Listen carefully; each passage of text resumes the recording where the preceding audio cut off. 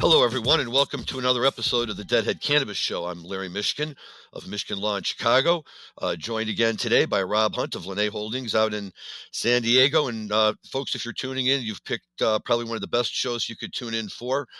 We are really, really honored today. We have Tony Saunders is in the studio with us, and in a minute we're going to be having a chance to talk to him. And if he tells half the stories that he was just sharing with Rob and I before we logged on, this is going to be a show you won't want to miss. And you're going to want to pass out to your friends because we all love Jerry, we all love Merl, and nobody knows him better than Tony. So we're very excited to dive into that. We've got some of Tony's music, and we're going to lead into one right now for everybody before we get going here. And this is a bass solo that Tony did on the Keystone Revisited album.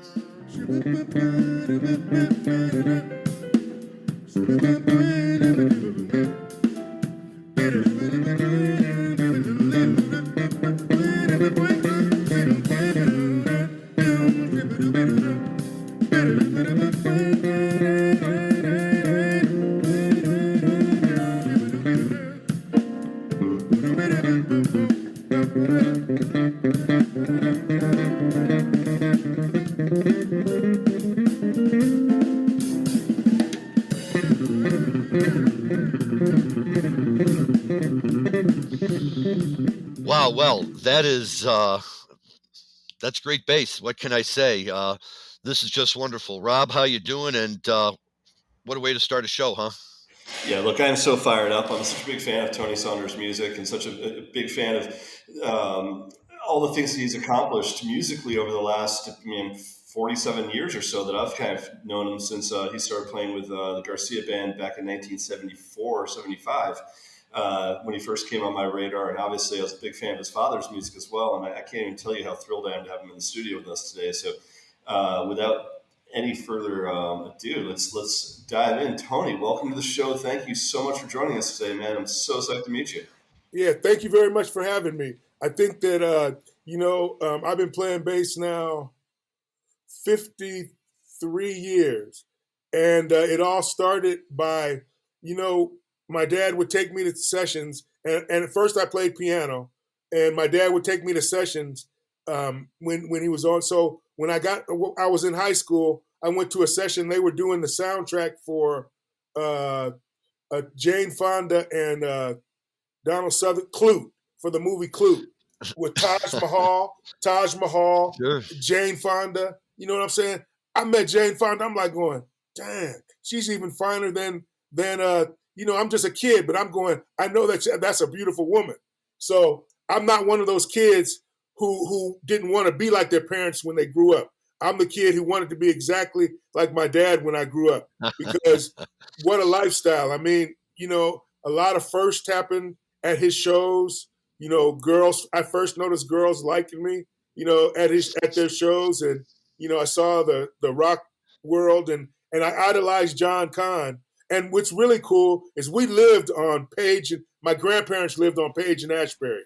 So in 1960, In Berkeley, in San Francisco, in the Haight-Ashbury, they lived right down the street from the Grateful Dead house. That's amazing. Little did I know that in 1965, I was 10 years old. I turned 10 in 1965. But that's where the hippies came, and there was music in the park. Girls with see-through shirts, so I threw away my Playboy magazines. I didn't need that. My grandmother would go, "You guys sure have finished your chores quick." I said, "I know. Man, I got to get up on Haight Street. You won't believe what's going on up there." So when you were 10 years old, Tony, that means, Janis Joplin was running around, Quicksilver Messenger Service was running around, the Grateful Dead, obviously, Moby Grape, like all these bands are right in your backyard as you were a 10-year-old kid learning how to play music. They were playing in the Panhandle every week. Every Saturday and Sunday, there's music in the park. And after I did my church stuff and practiced my piano lessons, I got to go to the park and play with, and not play with them. I got to meet them. Jack Cassidy, I met him first. And Jack Cassidy, he let me rehearse my group at the Airplane House when I was a teenager. Whenever the equipment was all out of the Airplane House, he said that I could practice in there. And he gave me a couple of bass cabinets, and got me started. What's really funny is I played with so many of those people that I stood there on the sideline, Googling, going like, wow, this is really cool. Music is really great. So I probably saw so much music. It was incredible. And then, we had to go to sleep like at 9 o'clock. And my grandmother in 1965 would call the police and go, "Hey, my grandkids can't get to sleep." And then 3 years later, when my dad met Jerry, then she's feeding him chicken. You know what I mean? The same guys that she would call the police on. So it was quite a transition, because if in 1965 it was still pretty segregated, even in San Francisco. And so the hippies came to. My grandfather worked for Mr. Lurie, who at the time owned the San Francisco Giants. We weren't supposed to live where we lived. There weren't any black families there. But Mr. Lurie went to the bank with my grandfather, said he needs a loan. And of course he got the loan. And we were one of about 3 black families that lived in the Haight-Ashbury. The rest were Jew. It was a very upscale Jewish, Irish Catholic neighborhood. And it was quiet. It was peaceful. You go to the store, sign for your groceries, and then your grandparents pay on the next weekend. I knew everybody. And so when the hippies came there, it was quite a change. Because didn't it also go the other way? I remember when Bill Graham got the first Fillmore, that was in a really black neighborhood, and a lot of people were saying that Bill wasn't able to get the Fillmore. I'll tell you what happened. So the Fillmore happened because that's where the blacks lived. The blacks lived where they worked in the shipyard. They all lived in the Fillmore district. That's where all the black people lived. So it was called too, because you couldn't live west of Masonic, which went from where the Panhandle was all the way to the beach, and you couldn't play music south of Van Ness. So at being black, so all the blacks went to the same hotel. That's why I met so many people. They all stayed at Sam Wong's hotel in the Broadway district. And then my dad played at Jackson Sutter, which was right on Sutter and Fillmore, which was right around the corner from where Winterland was. So all the blacks played at the same clubs. You know what I mean? And that was the first place that where my dad played. I can't remember the name of the club, but where my dad played was the first place that blacks and whites could go to the same club and play. This is when he was playing jazz. In the United States, we played you could work at the Cotton Club in New York, but you couldn't go there and just hang out. So on Monday nights, they had this music there, and blacks and whites could sit at the same table, and go there. And it was the first place. A lot of people that I have told me these stories. It's incredible. So you would have to play if you're playing north of Van Ness. That means it was basically all the places in the Tenderloin, like Great American Music Hall and all the theater district stuff, huh? Well, but this was pre that. So the Union had it. The blacks couldn't play south of Van Ness, which is where all the hotels were. So all the hotel gigs, right? You know what I'm saying? All the good gigs. So, but they developed the Fillmore into such a mecca that everybody wanted to come there. That's why Bill Graham came there and turned Winterland. I was sad when he did it because I used to see the Ice Follies there every year. But I was happy. Little did I know when that was ending, that would be part of my career, going to Winterland. I mean, I was there for the last days when the Grateful Dead stopped playing in the 70s.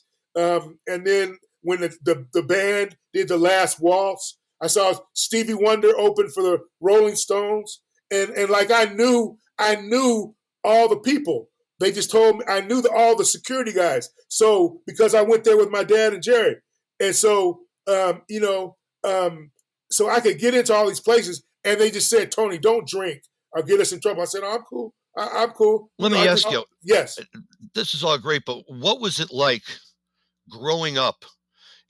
With your father and with all of these amazing musicians, Jerry Garcia and the guys in the Airplane, all of them.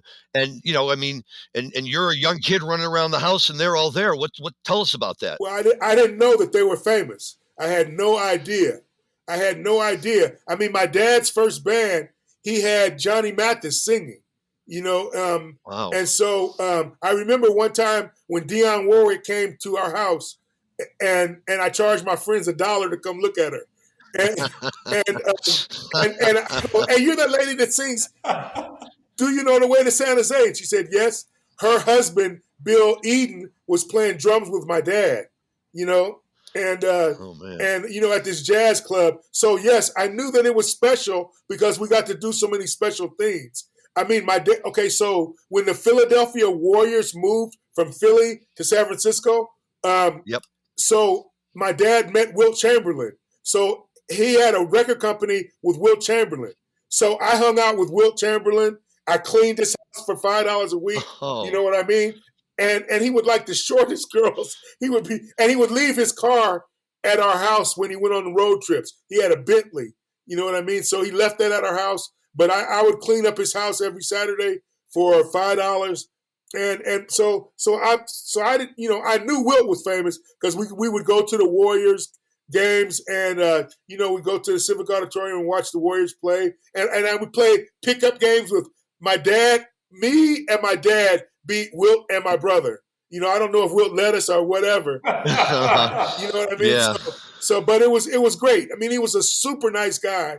And he later in life, when I lived in Los Angeles, he did me a solid. So when my parents split up, moved to LA, so all the friends, I told them, yeah, I know Wilt Chamberlain, blah, blah, blah. They were like, okay, you take us to a Laker game and let's. So they had this kids day. I was in junior high school. And so they had this kids day. He said, Tony, hook us up. So I said, yeah, let's go. And, I never called Wilt and asked him, but we had so much fun there. They didn't trip. When we were walking away from the place, nobody said, Tony, you didn't introduce us to Wilt. So unbeknownst to me, we're walking across the parking lot. I hear this, Tony, because Wilt stuttered. I hear, Tony and Merle. He yelled for me and my brother, right? And he said, Tony. And so he pulled his Bentley up. He said, how you guys doing? You want to ride home? And we said, we're with our friends. So we're just going to take the bus. He said, tell your mom to make me a pie. I'll come by Wednesday and get it. You know what I mean? So when he came by Wednesday and got the pie, he asked me, he said, do you want to be a ball boy sometime? I was like, yes. So, I had to see some Laker games to meet Jerry West, Elton Baylor. I saw those guys. I saw Jerry West make that 63-footer when they lost to the Knicks because Dave DeBusschere hit a shot from the corner and they lost to the Knicks. But but to hang out with Wilt was like incredible. You know what I'm saying? It's like Wilt Chamberlain, and for him to come across the parking lot and notice me by my big fat head, and I had kudos at school. I went to junior high school with Warren Moon, the quarterback, and who else went to my junior high? Sure. Oh, Marcus Johnson, who played on the Milwaukee Bucks. Sure. So I'm seeing some talented guys. But get back to your question, I was always around some talented music. You know what I mean? Some really great music, no matter where I went. Because we went to my dad played with the Billy Williams Review, and they had those guys who did with Shirley Temple show. That did those. He had those two twins were in that group, and I met so many musicians that it was incredible. I would go on Saturdays. The lady who lived in front of me, she let the Crusaders rehearse at their house, so I would see that. So let's go back to San Francisco. So I would come visit my dad, and I would get to see so much music. I didn't realize I'm hanging out at Mike Bloomfield's house, and like I found his pill stash in this tent that we would play in. So I carry these pills in to my dad. I go, hey, Dad, I found these in the tent. He's going, what are you doing? You know what I'm saying? So I mean, hanging around Bloomfield, Butterfield, and Nick Gravenitis introduced my dad to that whole scene because I later did a session a few years ago with Gravenitis, and Gravenitis said he came from Chicago with Butterfield to San Francisco to fit in, but they're the ones who introduced my dad into that whole scene. And Gravenitis said everybody loved the way my dad played organ, so they kept him. And then at that time they was playing. Jerry was playing at the Matrix with Howard Wells. Yeah, and it was Howard Wells, John Kahn, John Kahn, Bill Vitt, and my dad. And then so we would go to the Matrix with my dad because they had pillows for us to lie on. We're just kids, and my dad liked to keep us around.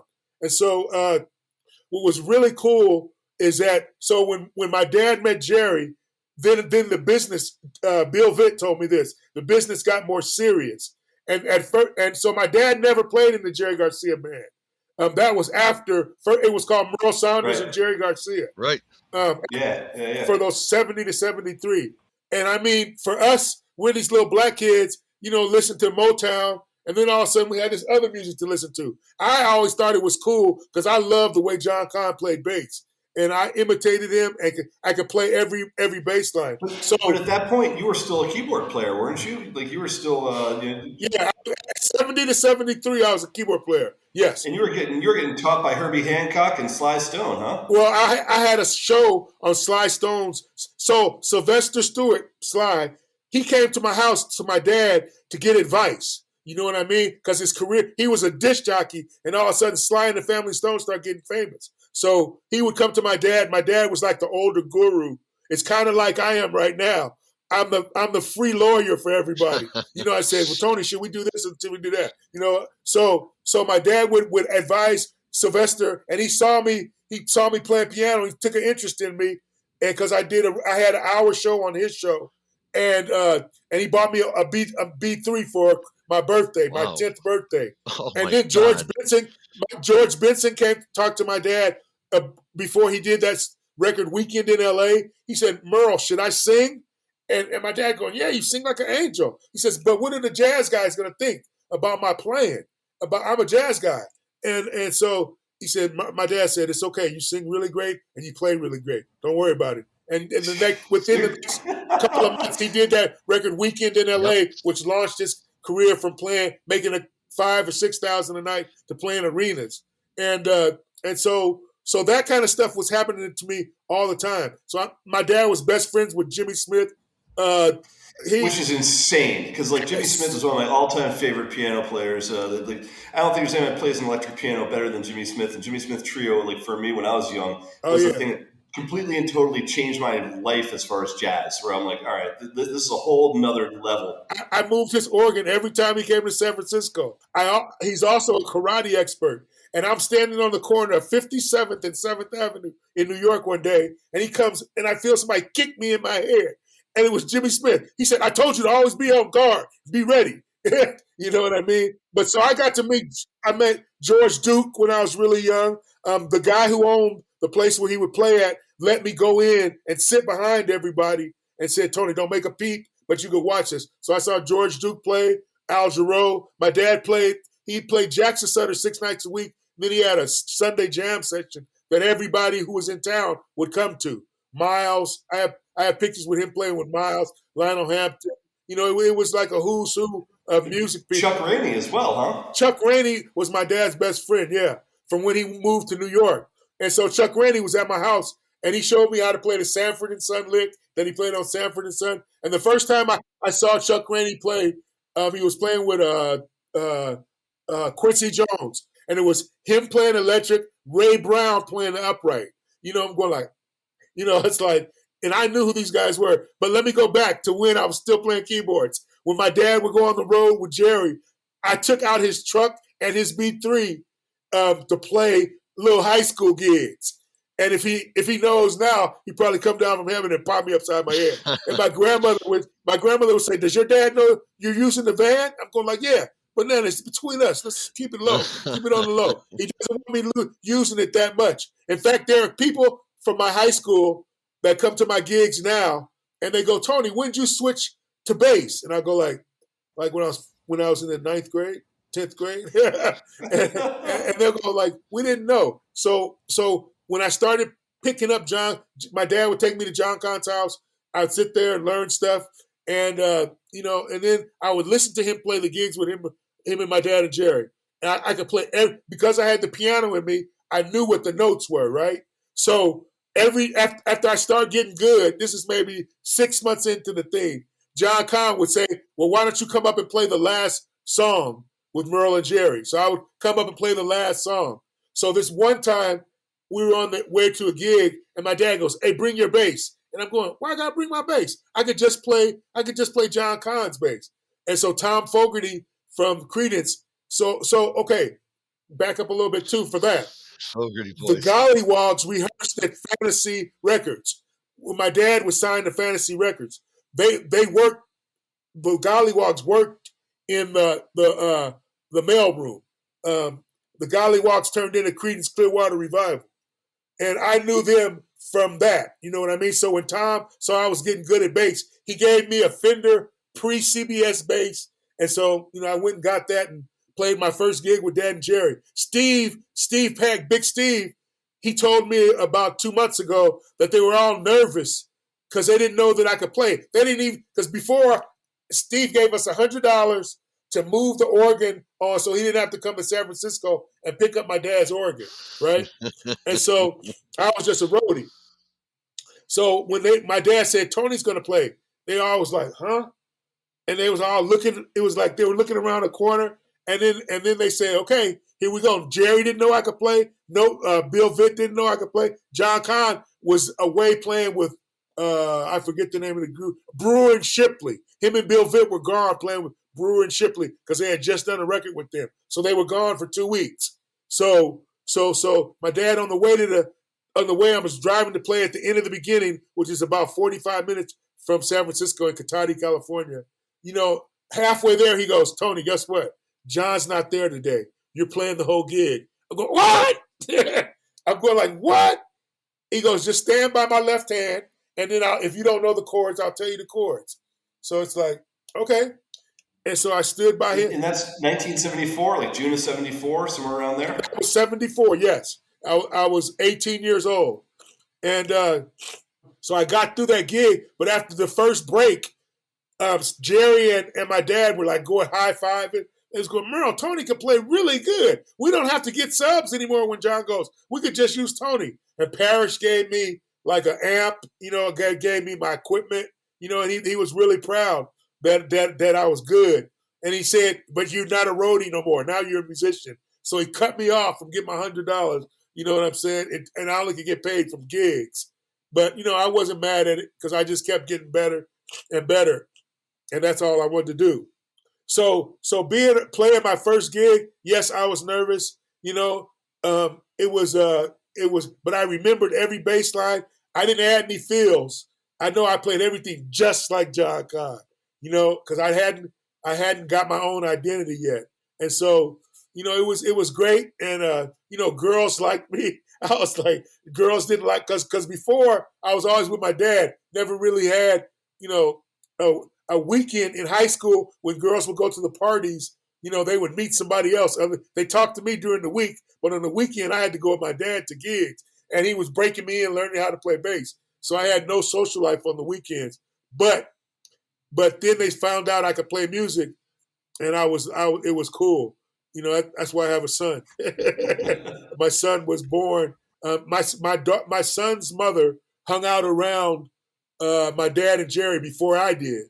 She went to all the gigs. She went to all the Grateful Dead gigs. She introduced me to the Grateful Dead. You know what I'm saying? So I didn't know anything, but through her, she was a great girl. Her name's Leslie. We're still friends. You know what I mean? We're still best. We're still friends. We have sons. We have a son together. Her daughter claims me as a father because on Facebook I'm more entertaining than her real dad. Her dad is only a lawyer who represented me for 30 years. Hey, lawyers. Wow. You know what I'm saying? And so, she's blonde hair and blue eyes, right? But she claims me as a dad, right? And so she'll go to places and people are better. Tony Saunders ain't your dad. He's too black to be your dad. And she goes, call him and ask him. Hey, Tony, let me ask you this. Tell me what it'd be like, a night at your father's house, you guys are hanging out and Jerry comes over. What happens that night? Are they hanging out? Are they getting stoned? Are they playing music? Are they telling you stories? What's happening? We probably go downstairs. We probably smoke a fatty and then go downstairs and play music. Because Jerry was always learning from my dad the jazz stuff. And because he gave me a book for Christmas one time, Thesarius' Book of Scales, which has every scale that you could play mathematically. Some of the scales you can't play because you don't have enough fingers. So it would definitely be really cool because they had their own world. My dad and Jerry loved each other a lot, and my dad, he was hurt when the group split up, but he was, he always still called on Jerry, and Jerry still called on him. You know what I mean, to do separate projects. So they kept working until until Jerry passed. Yeah, I mean, they did stuff, I mean, for years after the original Garcia-Merl combination, but they did Legion of Mary together, they did Reconstruction together, they did Rainforest Benefit stuff. They did the Reconstruction first, then Legion of Mary, and then the Rainforest CD, which was phenomenal. Yeah, in '88. And then I was there after Jerry had the brain thing, when he had the coma thing, and then I saw him basically learn the guitar. Because what I'll tell you too is after that, the Grateful Dead didn't play really long songs anymore because Jerry couldn't remember. He was good for about 8-9 minutes, but that was the most. You know what I mean? So they didn't put themselves in a situation. You notice Touch of Grey happened when they started playing again. And, and then they started doing more concise music. You know, the songs all had endings. Instead of them playing them 40-minute jams, they would only be 10 minutes, at the most. But they really only were like 5-6 minutes. And Jerry, he would always be he was into learning music. So what really made me learn about Jerry's love for my dad was, so my dad created a group called Aunt Monk.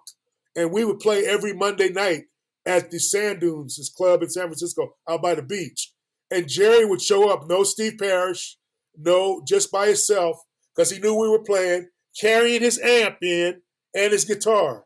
You know what I mean? And he said, hey Merl, I just want to come play, learn some different tunes. Because everything they played in Reconstruction and Legion of Mary, Jerry already knew because he played with my dad with Aunt Monk. We would play Stanley Clarke stuff, Weather Report stuff. We would play all this fusion stuff, and Jerry loved it. You know what I mean? He loved it. Because he would go, one time we played Stanley Clarke's song, Lopsy Lou, which goes like hella chords, and it's hella fusiony. Jerry would go, that don't work, that don't work, that don't work. He said, hey, you know what? I got to come over, Merl, and we got to figure that one out. So he came over to our house after the gig. They figured it out. The next week when he played it, he was perfect. And it led to me one time when I had to stand over by Jerry instead of my normal safety zone by my dad's left hand. They played this song, Pennies from Heaven. I did not know it at all. And it's on YouTube somewhere, and with me screwing up the whole song. And I was so embarrassed after that. I said, Jerry, I'm sorry. I didn't know that song. And he said, don't worry about it. It's just a fucking song. Play the next one. I know you know the next one. And I did. And I killed the next one. And, so it was a combination. Those groups evolved because when I started getting better, I'm not saying this, but John wanted to do different things, because I started getting better. And then instead of one song, people would go, hey, is Tony here tonight, John? And I'm like, I know that rubbed him the wrong way. I know it. I know it. When that fusion stuff was big, I mean, that was a big influence on you as well. Like Alphonso Johnson from Weather Report was a big influence on your playing, huh? Yeah, Alphonso Johnson was ridiculous. Cucumber Slumber, that was the best. I later got to meet the guys who I loved listen to when I was young. I loved listening to Jack. I got to play. There's on YouTube. There's a thing with me and Jack Cassidy playing Imagine, just the two basses. And I introduced him. I said, "This is my teacher. This is the teacher and the student." And it was Jack the one time. So when Bob Steeler played in Hot Tuna, I was Bob Steeler's best friend. We would go downstairs in his house and we would play for hours. Right. So when Norman would get mad at Jack, he would call up Bob and say, "Hey, is Tony around? Can we play some? Can you guys come over here and play?" So I'll get to go play with Hot Tuna. Yorma used to come to my gigs too and hang out. Wow. And then so Jack, I was like Marta's little kid when I was Yorma's first wife. I would be at all their sessions. Hey, and if you listen to, I think it's Funky Number 9 or something like that on Hot Tuna record, listen to that bass part. He stole it from me. Jack stole it from me. One of my favorite imagines of all time was actually your dad and Jerry at Pacific High Studios, I think in 1973 when they played the instrumental version together. Were you there for that? Yeah, it was I went to every gig with my dad. It was free, get to hang out, smoke weed, listen to music. That's a good thing when you're a kid. Yeah, I think that was like a K-Fog thing, right? I think they played it for K-Fog thing. Yep, and it was always like a really nice place and different people. I'd meet all these really I would wonder why these beautiful women didn't look at me. It's because I was 14 years old. 15, 16 years old. But I would see these gorgeous women, and they'd be like, "Why are you looking at me, little kid?" So Dan, why don't we fire up a little bit of Tony playing with Garcia? I think the next one we've got lined up is a cover of Marvin Gaye's "What's Going On" from the Keystone Theater in Berkeley, California, on January 22nd, 1975. Yep, thank God John was gone.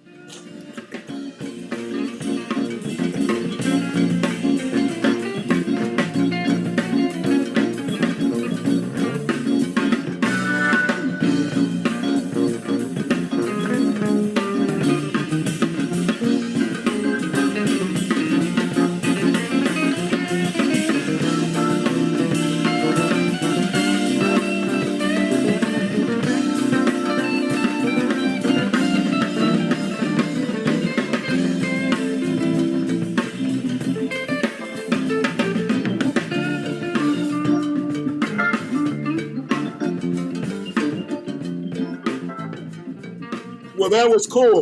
It was funny. There's the What's Going On. I think All Blues is on there that I know that I'm on. And then I'll tell you I like how you interrupt and ask me questions because it just triggers more stories. And Jerry also, so for a while I lived in Inverness with this girl, beautiful woman.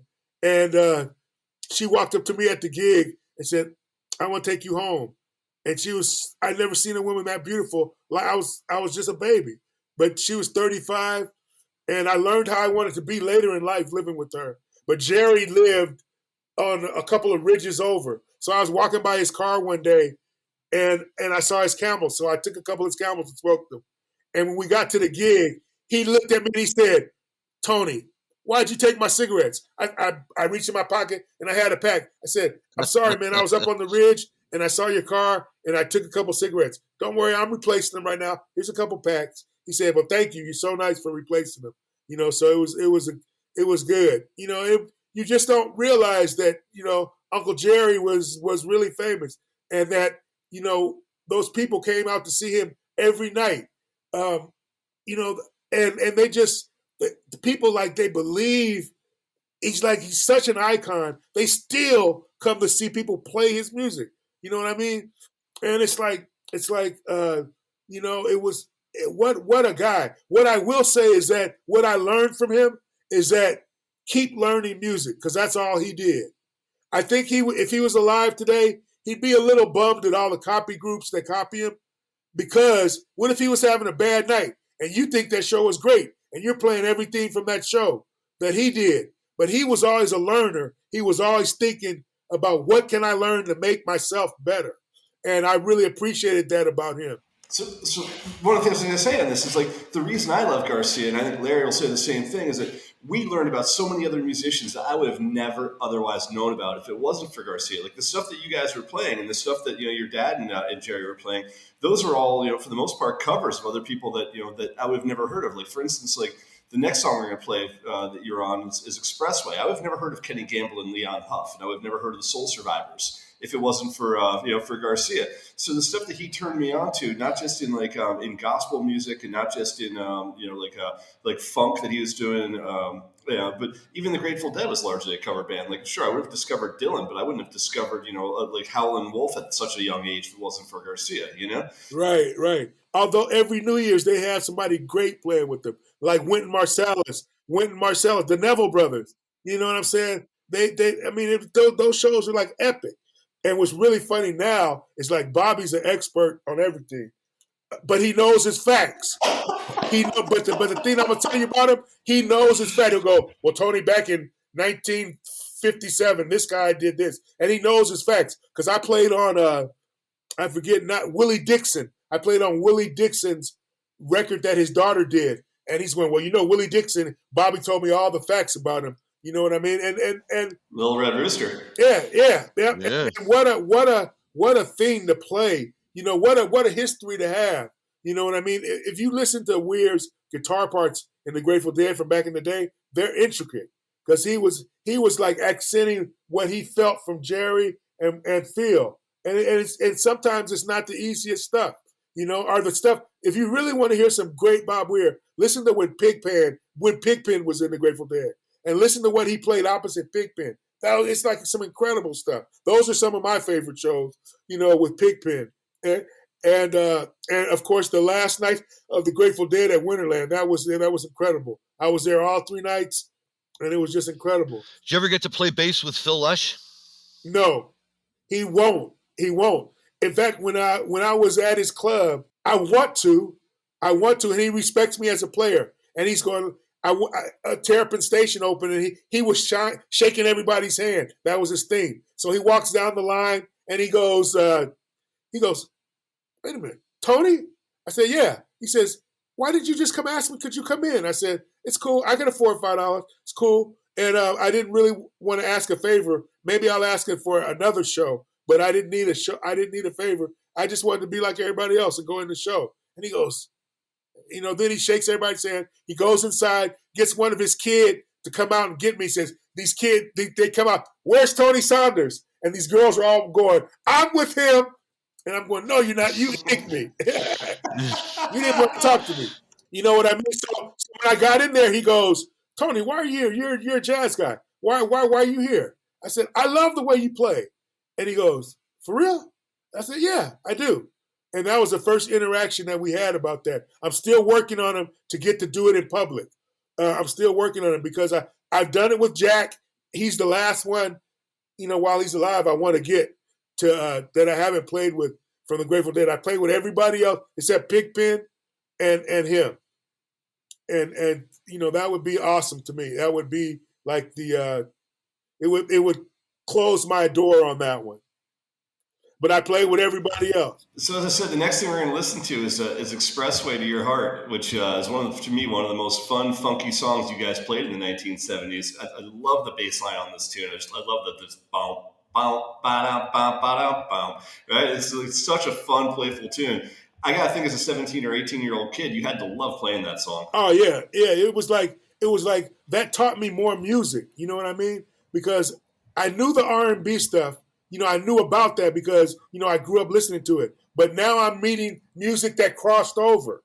You know what I'm saying? Music that crossed over. Bigger genre. So when we play that song now in Keystone Revisited, people hum the bass line just like you did. And when I add something extra, they go, we heard that part that you added to Expressway because it just goes boom, boom, ba-dum, bum, ba-dum. And then it segues into your dad's part. Your dad would come in with the keys heavy right after that part. Yeah. And like, it's such a. Maybe we should just listen to a quick bit of that, Dan. We'll talk about it on the other side. Okay, yeah, it's a great song.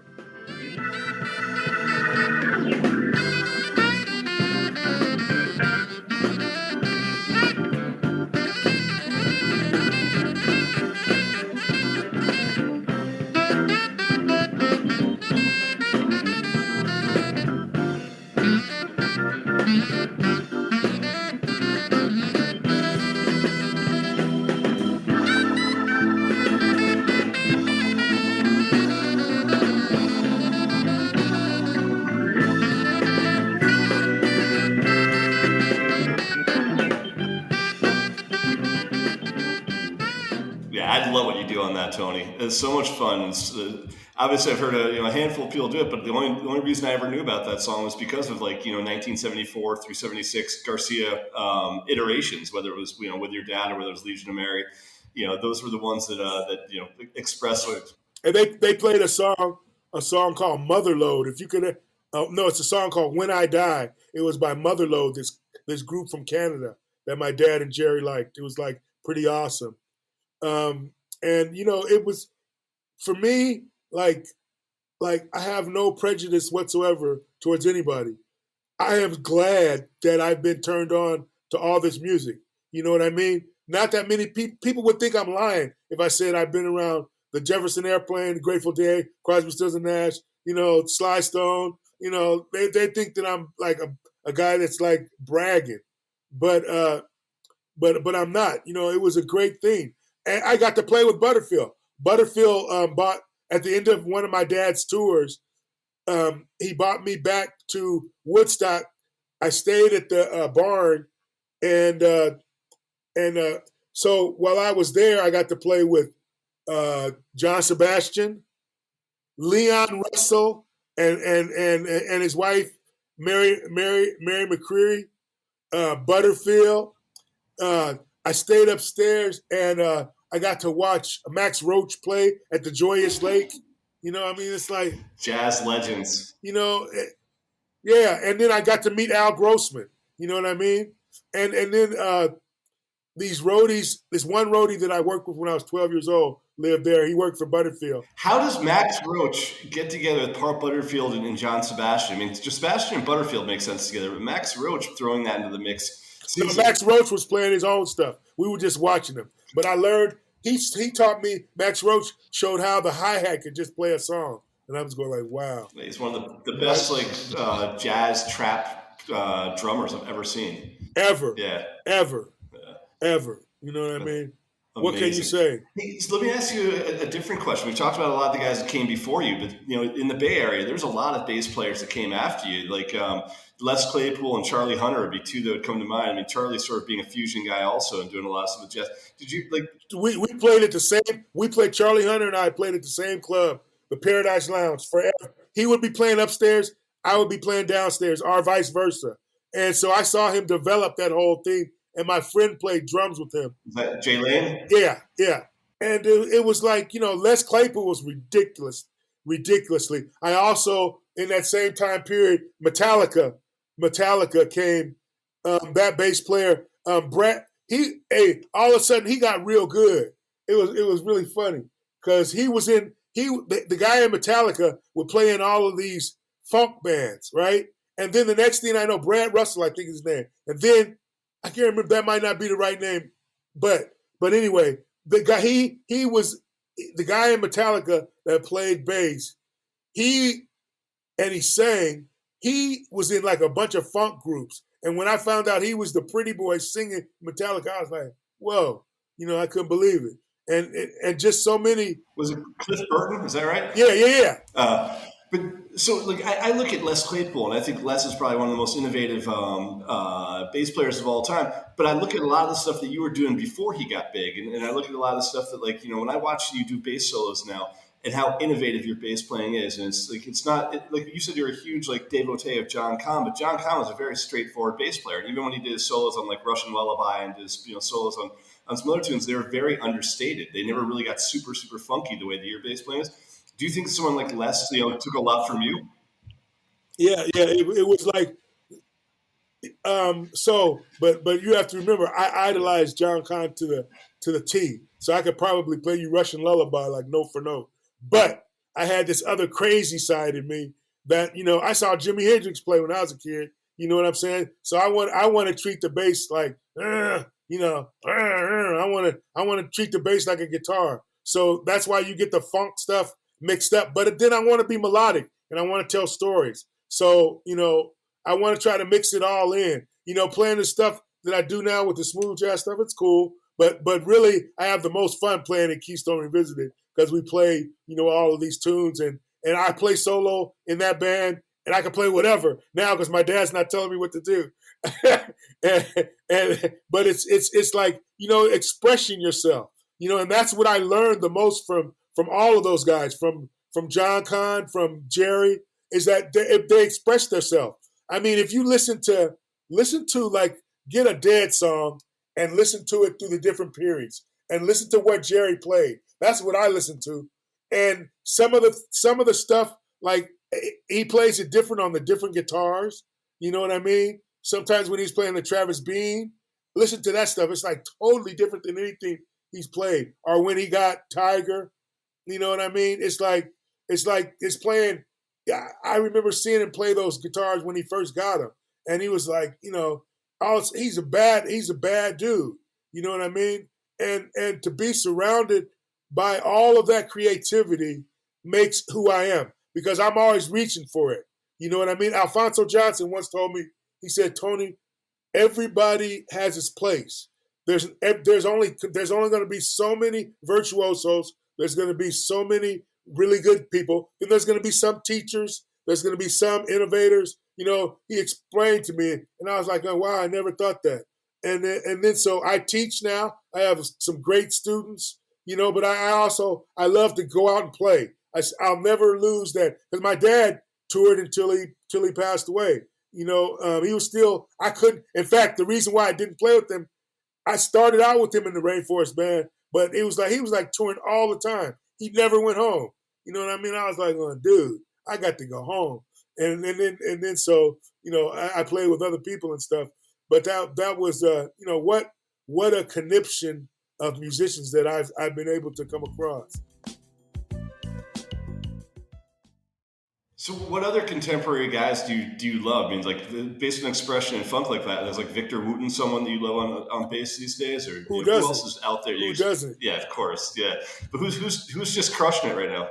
Victor Wooten, Stanley Clark Distiller, Ralph Armstrong on upright. He plays upright on upright. I used to love the guy that played in not the Wolf Brothers, the guy that passed away. That was in Bob's group before. Yeah, Wasserman. Wasserman. Yeah, I used to love him. I loved him and everything he did. He was like awesome. So my thing is so I got that stand-up stuff in me, but I'm a play it on electric bass and make you feel it like my electric bass. You know what I'm saying? So I could play the cute melodies, but I also could tear up the bass.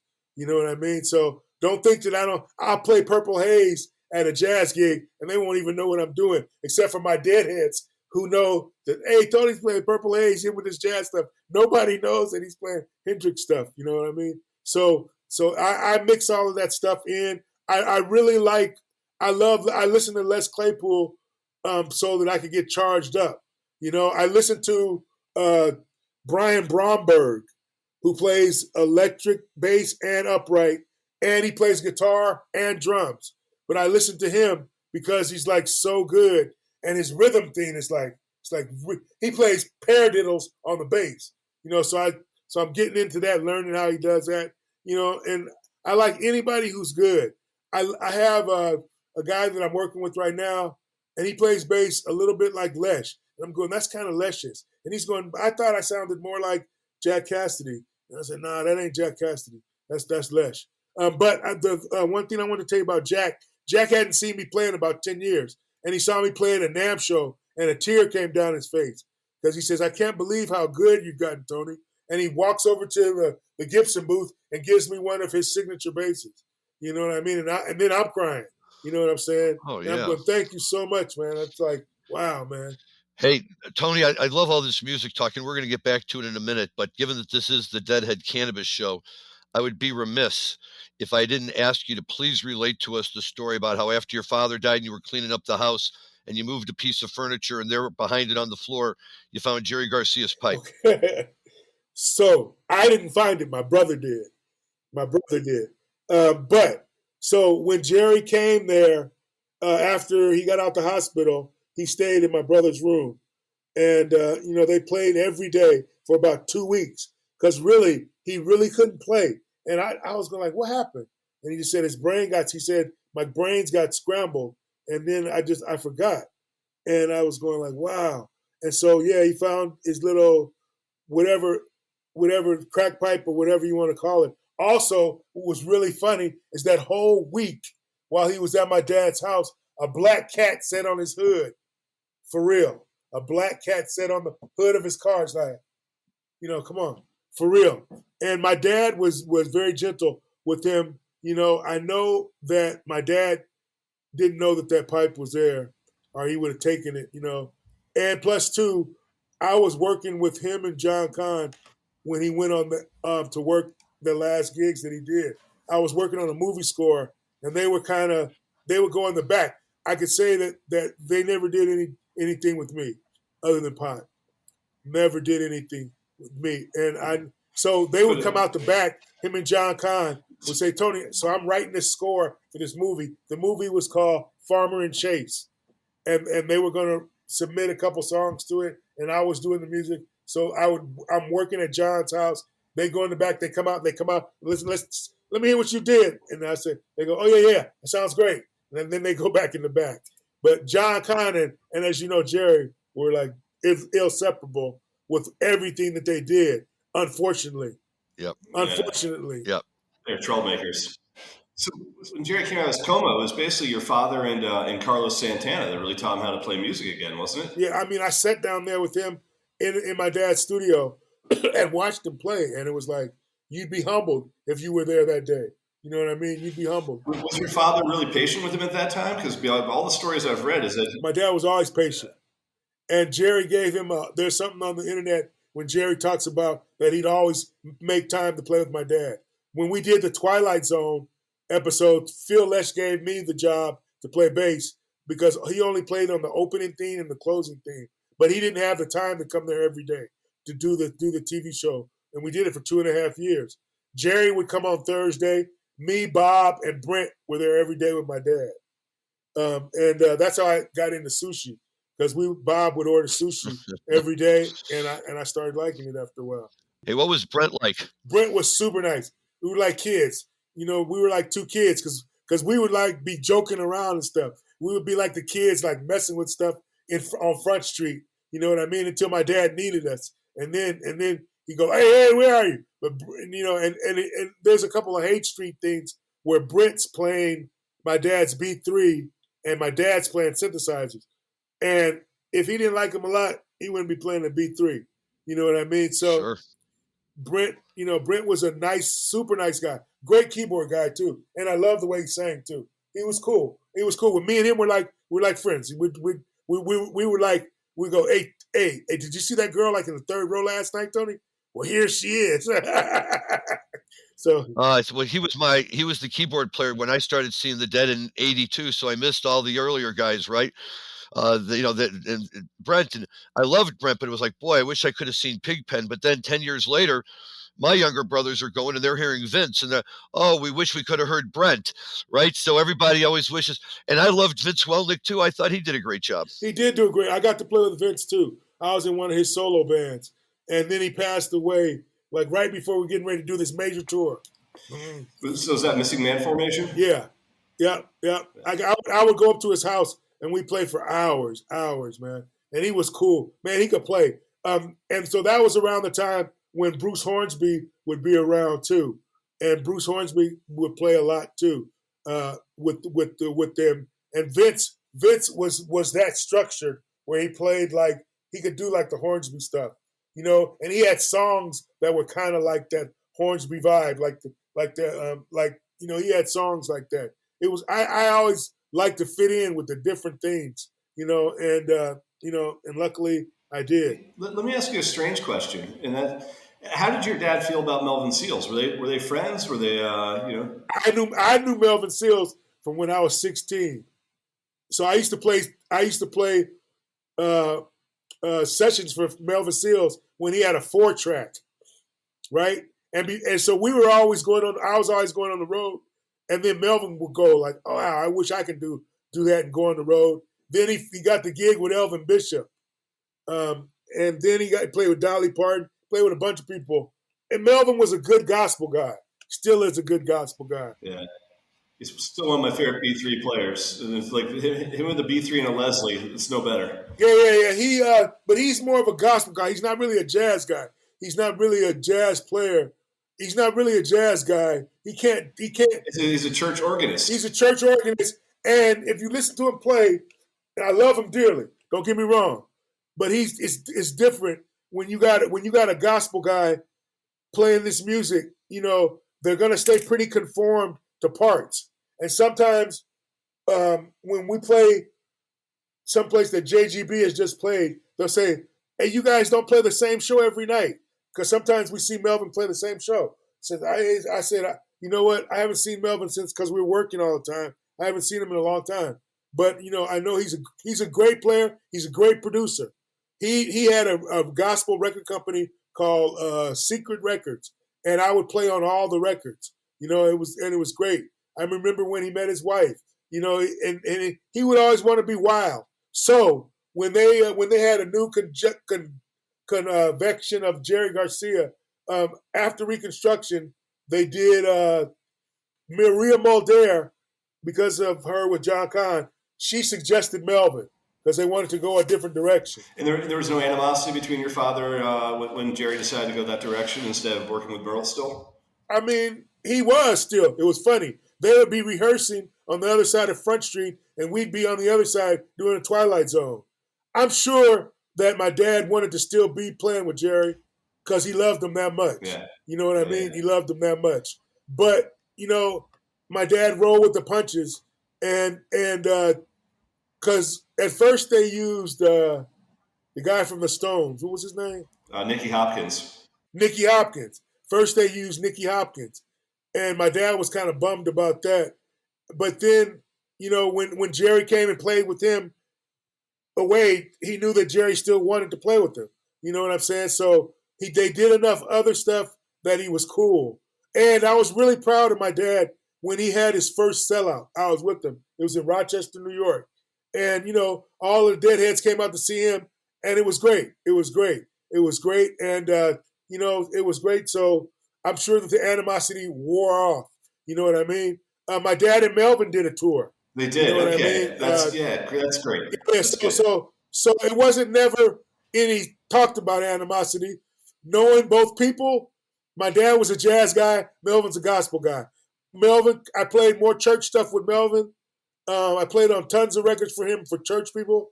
Melvin got that down. And he can do stuff that my dad couldn't do in gospel. My dad has jazz stuff down and could do jazz stuff that Melvin couldn't do. But they're both great players. They're both great players. And Melvin, for him to keep this thing going on for as long as he had, JGB, it's incredible. It's incredible. You know what I mean? It's incredible. But he sticks to the book. I know that because sometimes if he comes and sit, the last time I played with him at Great American Music Hall, he says, he was telling me a song that we were playing with Norton Buffalo. And he's going like, this goes like this, Tony, like this, because he wanted me to do this notes. You know what I'm saying? So I'm humble because I don't want to make mistakes. So I listen to him and I play the correct notes. So I have utmost respect for Melvin. I wish that we would sometime get together and play, but he doesn't want to do that because he has certain specifications. In fact, the bass player that plays in JGB, what's his name? I'm not sure he's got now. Okay, he's had the same guy forever. But anyway, that guy, when I would go sit in on his gigs, he would go, "Oh, Tony, that's cool. Do something different." You know what I mean? And so we would hang out, and I'd go sit in on his arm. We played with this girl we both played with this girl named Kathy Cotton, and it'd either be me or him. And then he would come hang out with me, which was really cool. Hey, let me ask you a quick question about this, Tony. Do you keep up with any of the new jam bands, Fish, Widespread Panic, Goose, any of those guys? I like Widespread Panic a lot. I love Trey Anastasia a lot. That's my favorite group, right? Trey is my favorite group. And I'm going to get to play with the big guy. Dave Schools? No, I played with him before because he plays with Bobby. He plays with Bobby a lot. When they used to do Weirds Here, I used to be all the time there, and they let me do my own Weirds Here. And Schools doesn't like me around that much. But that's another story. But I like him. Yeah. I like him. No, he doesn't have any animosity towards me. For real. I'm just making that up. For real. We're the best of friends. That was a Tony Fib. I'm trying to think of the guy. Who's the guy who plays harmonica that sings? John Popper. John Popper. So I'm getting ready to do some stuff with him in tribute to my dad and Trey. And, that's going to be pretty awesome. And we're going to release. So you mentioned this earlier, Robert, about that Imagine track from the Lion Share. So what I've done is we've taken that, we've broken it down, and we've added it so that we've made a new song out of it. So we took out all the melodies, but we left all their solos. You know what I mean? So we're going to have a track of Imagine come out with Jerry and my dad, Bill Vitt and John Kahn, with Tony Saunders playing the melody, and Scott Guberman and Danny Eisenberg playing additional organ, additional keyboards. The lead singer of David Ruffin Jr. singing. And we didn't get in their way when they did their stuff. We let them do their stuff, and it all comes naturally, except for I play the melody. So of course I'm in tears the first time, and you'll have this, Dan. I have your email, so I'll send it to you. Just don't play it for anybody because it won't be out for another year probably. Just don't play it. Yeah, sit on it. Listen to it though. I'm sure you'll enjoy it. And if you have anything to say that can make it better, tell me because I'll listen. Oh. That's for sure. Yeah, I don't think Larry and I are qualified to do that, Tony. Dan might be. Yeah. But it's a great track. So hey, you were saying that your dad was a jazz guy, Melvin was a gospel guy. I've listened to your music, and I think you're kind of everything. You got a lot of funk in you. I was gonna play one more track before we get to some of your individual stuff you've done later. But on the funk side, we have a quick little bit of you playing Boogie on Reggae Woman, obviously a classic Stevie Wonder tune. And so if you don't mind, let's play a little bit of that. This is again. Let's boogie. Yeah, this is back from. Let's see if I remember the date on this one specifically, but July 22nd, 1974. Thank you, appreciate that. One of your earliest gigs with Jerry and Merl. So let's cue that up.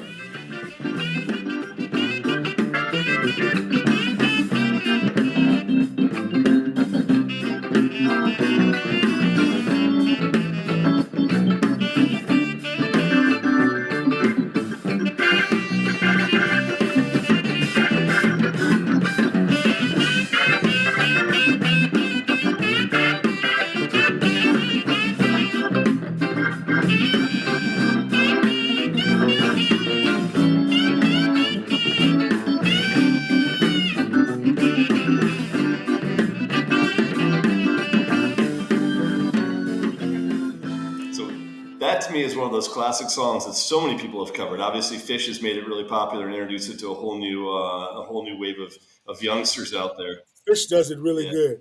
I like Fish a lot. I also like what's the group from Colorado that plays the Grateful Dead stuff like really good, and it's a lot. It's a big String Cheese Incident. String Cheese Incident is one, but there's another group. Yeah. They're like an orchestra. A Dark Star Orchestra. Oh yeah, Motet. Yeah, Dark Star Orchestra. I like them a lot. I like them a lot because they make me like relive the days I took acid.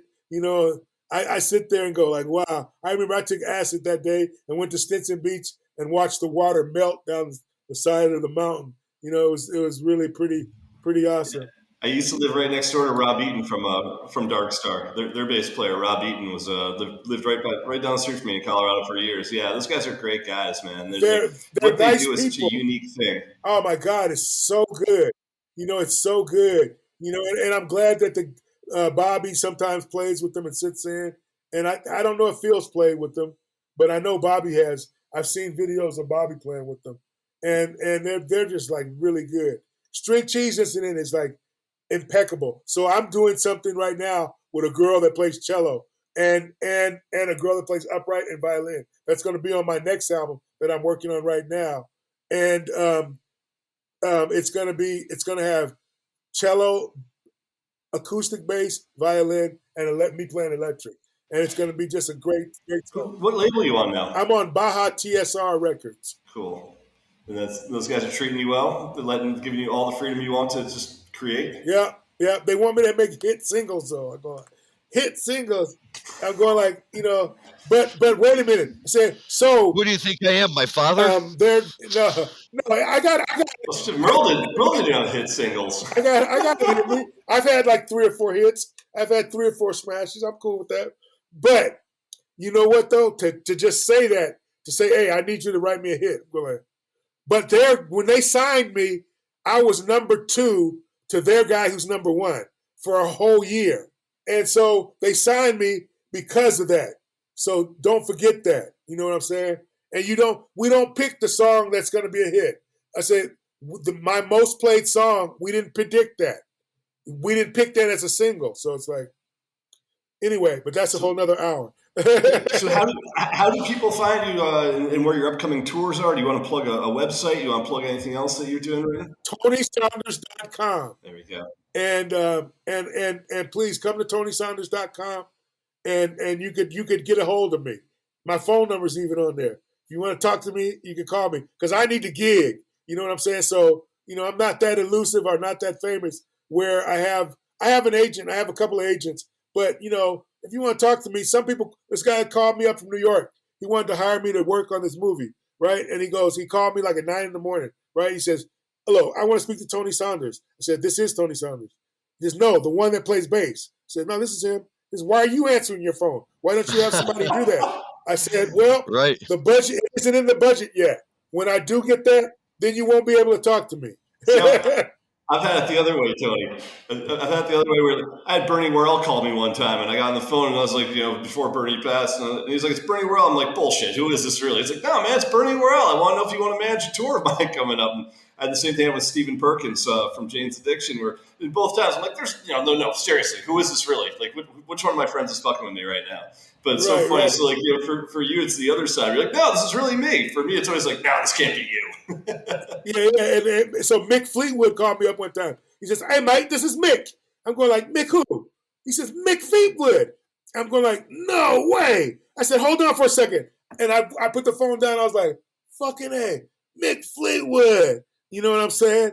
I can't believe it. And he wanted to write a song with me. And then I played with him a couple times over in Maui.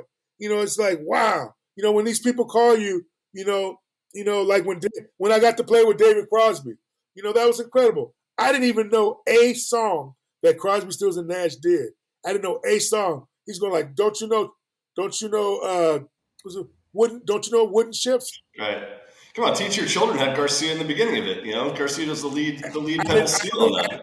I learned all of that, but I didn't know who he was. And then he wouldn't like me to play with other people after I started playing with him. And one time Stephen Stills asked me to play with him, and David Crosby was like, no, I discovered Tony. He's mine. But some of my greatest music, I was with Tim Crosby when he got busted in Texas. I was playing bass with him. I was the unidentified black man who the police say stopped him from going in the dressing room. But I was just leaning up against the dressing room door because I didn't go in there to do whatever they did.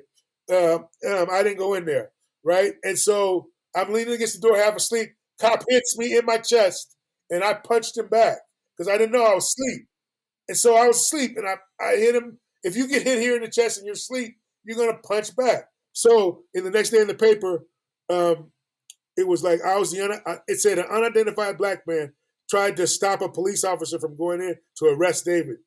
And, Crosby goes, Tony, you clocked him. His jaw was tacked up. And so I'm not proud of that because I have all the respect in the world for the police, but it was just like, at the wrong place at the wrong time.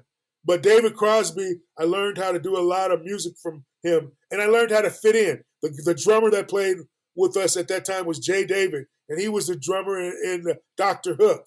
And he taught me how to play he taught me how to mix in what I do good with what goes well with the track. You know what I mean? He would have signals. If I was playing too funky for him, he'd hold up the white side of his hand and go, I need you to be a little whiter. How can you be too funky for Dr. Hook? I always think of Dr. Hook as being one of the funkiest guys out there. If we were doing a session, playing on somebody's stuff, I think I played on Juice Newton stuff. He was going like, need to lighten that up a little bit. Juice Newton, Queen of Hearts, huh? Yeah, Queen of Hearts. I played on one of her records. And one of my fun periods away from my dead type music, although it was really free, was when I played with Buffy St. Marie. And we played like all these Indian reservations. And on one day, we played at the end of the longest walk. In one day, I met Marlon Brando, Muhammad Ali, Stevie Wonder, Ralph Abernathy, Dick Gregory, Richie Havens, Floyd Westerman. I spent like an hour and a half. Marlon Brando's only like 5'4", 5'5". I'm going like, he said, if you ever look at him on film, he's always off. He's never show how tall he is. He said he's always off. But it was amazing to talk to Marlon Brando for an hour. That was Richie great. Havens is like 7 feet tall. It's the total opposite. Yeah, Richie Havens, super tall. Yeah. And the other guy, did you ever watch Barney Miller? Of course. So my dad's best friend was Wojciechowicz, Max Gale. That's one of my favorite bass lines as well, man. Talk about a great intro with bass line. Yeah. Yep, I know that one, definitely. My first bass line I ever played, my first bass line that I learned, besides something John Kahn played, was a staple singer. Dum dum dum dum dum dum dum dum dum dum. That was my first thing. I thought I was so cool. I would carry my bass to parties and go, "Hey, listen to me, Tony. You are so cool." I'm hanging. Hey, man, my life has not been boring. You know what I mean? I thank God. Thank God for having friends like you guys. You know, I never knew prejudice or anything like that because I grew up in California, so I didn't know that they say you're supposed to marry somebody with blonde hair and blue eyes, which I did the first time, and then they say they're supposed to marry somebody dark and handsome. Well, I say, well, I'm dark. You know what I mean?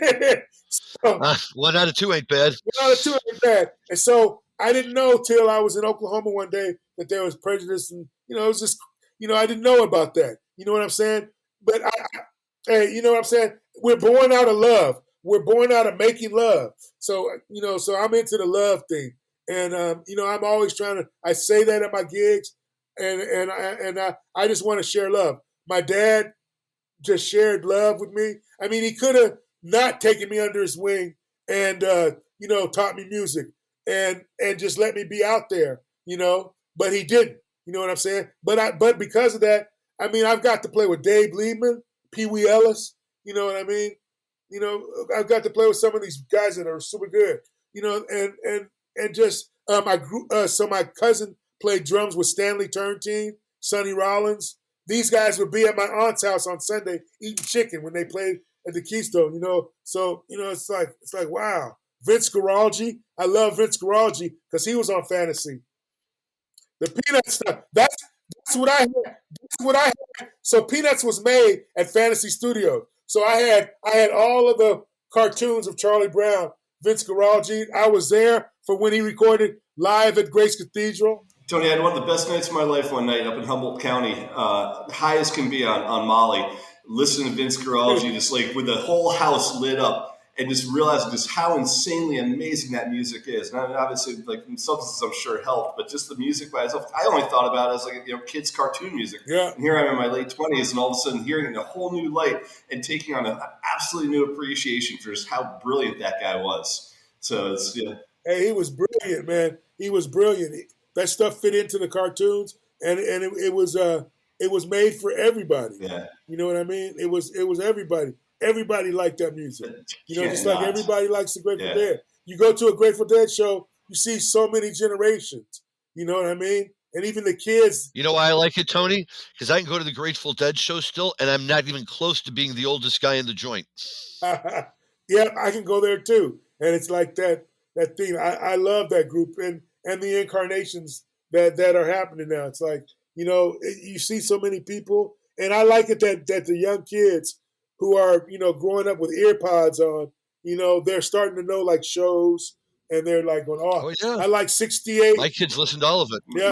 My kid's 7 years old. My son's 7, and he'll tell me which Shakedown Street's his favorite or which Fire in the Mountain's his favorite. So it's still happening, man. This isn't going anywhere. As your father said to you, I've said to my kid, you'll be listening to this for the rest of your life. You don't know that yet, but you'll be listening to this for the rest of your life. So it's we're raising them well, man. Tony, I don't want to cut this short. You've been so generous with your time, but we've had you for over an hour now, and you're welcome to come back on the show literally anytime, even if we tell the same story. Have me back. Have me back. I'm going to send you this track of Imagine. Listen to that, and then further down the line, have me back on, and maybe I'll get some of my Keystone guys with me. Scott Guberman. So my thing is, what I want to say to all the people that love the Grateful Dead. Go out there and do your own music also. Yes, copy them because they played some great music. But if you want to know what was in Jerry's heart, he would want you to play what's in your heart because that's what he did every night. And if he made a mistake, so be it. You know what I mean? So what? It's just music. You make a mistake. That's what it's there for. So I would encourage people that want to play like the thing that he played on Tiger in 1971 at at the Fillmore East. at the Yeah, sure. Madison Square Garden, at the Fillmore East on Madison Square Garden. Capitol. Yeah, Capitol Theater. You know what I'm saying? So, hey, express yourself is what he would say. He would go like, "Why are you That's copying wonderful. me? I was having a bad night that night." You really do. It's You do a great classic. imitation, by the way. I love that. Hey, well, if you can imagine, I sat there next to him, and I'm in awe of this whole situation going on. I'm like going like, "Wow, this is a trip, man." These same people are here like every night, to watch these people play. I'm like going, "Wow, this is like crazy." Some of the same people. I hang out with some of the same people that I hung out with when I was 14. That's amazing. That's It's like, just wow. incredible. These are great Wow. stories. But hey, I think you guys have a great show, and I'm all for. I'm glad that cannabis has gotten to such an elite level where now you don't have to guess if you're getting good weed. You know you're getting good weed. Amen. I know that, I know that now it's really good. I'm cool. Like I say, I'm a frequent flyer, so I'll eat something to get on that plane so that I can sleep the whole way and wake up in another place where I got to play music. I'm pretty sure at any time you can always call Big Steve for some Grizzly Peak joints, or call Mickey Hart to get some little dog walkers. But I'm pretty sure you're well taken care of just by the Grateful Dead community for all the weed you could ever smoke. Oh yeah. I couldn't want for anything. This musical appreciation for my dad's music, it's so overwhelming. My last story I'm gonna leave you with. So we're playing a gig in Connecticut. This lady walks up to me with a bra that my dad has signed, and she's going like, "Can you sign the bra too?" I'm going like, "My dad already signed it. I'm cool." Besides, that was looking at that bra. That's from a long time ago. So, just either wear it as a COVID mask, or you don't need my signature on there. My dad's already signed it. You're cool. I'll sign one of my pictures and give it to you, but I can't sign the bra because my dad already signed it. Okay. What else you guys did? I'm cool with. I'm glad you came to the show. Thanks for the opportunity, but no thanks. You gotta know. But I've gotten so many great things from people giving me stuff that my dad has signed, and it always brings a tear to my eye when I see something he wrote to people a long time ago. It's cool. It's very cool. This family is like the Grateful Dead took care of their entire family. You know what I mean? So it's great to share with it because it's in me. People ask me, how could I be a twirler and play jazz? I say, because it's in me. It's in me. I went to Grateful Dead shows. I grew up listening to this music. You know how to twirl. I love it. That's great. I know how to twirl. Yeah. But I thank you guys for having me on, and it's pretty awesome. You guys are really cool. Thank you so much. No problem. Thank you so much. So before we finish up today, before we say our goodbyes, we are going to end with some of Tony's more recent music, as he plays "Rock Steady," which I believe was a Michael Jackson cover. At the end of the show, and from my side of it, Tony, thank you so much for joining us today, and much love to you and your entire family, to the whole Saunders family, for just giving me endless hours of great music to listen to for the last 35 or 40 years of my life. And I can't even tell you how appreciative I am for what you've contributed to my life and my friends' lives, in just terms of just pumping out amazing music for all these years. And keep doing what you're doing, man. I will. I'm a huge fan, and I'm so thrilled to have you on today. So thanks for the stories and for your time. Okay. And so Rob Hunt signing off from Southern California. And Tony, on my way out, I'll tell you that, I was a young deadhead in 82, 83, just beginning to understand them. And somebody put on the Live at Keystone for me. And that opened doors that I couldn't even believe, to hear the music that Garcia was making when he wasn't with the Grateful Dead, and how wonderful that all was. And, this is music that impacts us years later, that our kids listen to. So it's a wonderful thing that they've accomplished. It's great you're carrying on the tradition. And really, thank you so much for being on the show with us. Tony Saunders, everyone, please check out his music. Please check out anything he does. It's well worth it. And we will look forward to having you back on the show very soon. So good luck with all of your work. To our listener, thank you very much. You're welcome, sir. Thank you. And all of our listeners, as always, thanks for joining us. We will have more great stuff for you in the weeks to come. Have a great week. Take care of yourself and enjoy your cannabis responsibly. Thanks.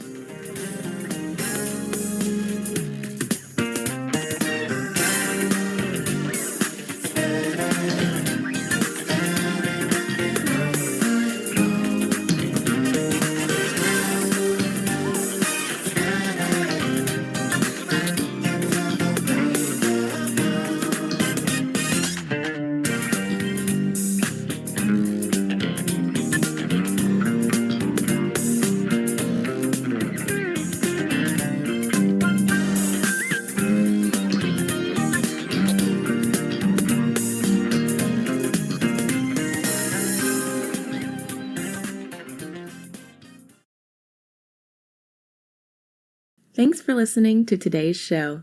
To check out more great cannabis podcasts, go to PodConx.com. Here's a preview of one of our other shows.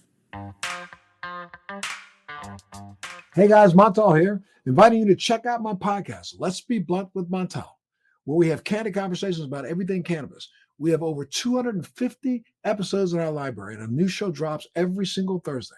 So be sure to subscribe, and if you like what you hear, make sure you leave us a review.